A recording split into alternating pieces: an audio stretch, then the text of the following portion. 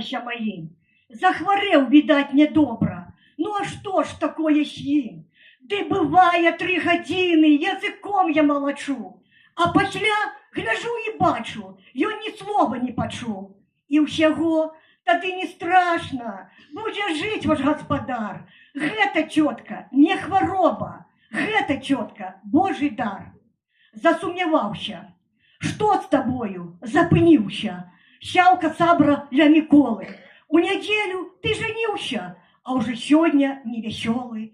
Знаеш, стаў я сумневацца, што не будзе моя Люба гаспадыняй гэткай хвацкай, як здавалася да шлюбу. Мне аж блага учора стала, ледзьве-ледзь хапіла нерваў, як яйцо яна ўскрывала адкрывалкай для кансерваў. Хаваймася, тата. Аднойчы убачыў у кіно Ігарок, як фарбамі твары малююць індзейцы. І ў бацькі спытаўся: наіўныя дзеці, навошта яны сабе мажуць знарок? А бацька ў адказ: гэта значыць, яны да бітвы рыхтуюцца, сын, да вайны.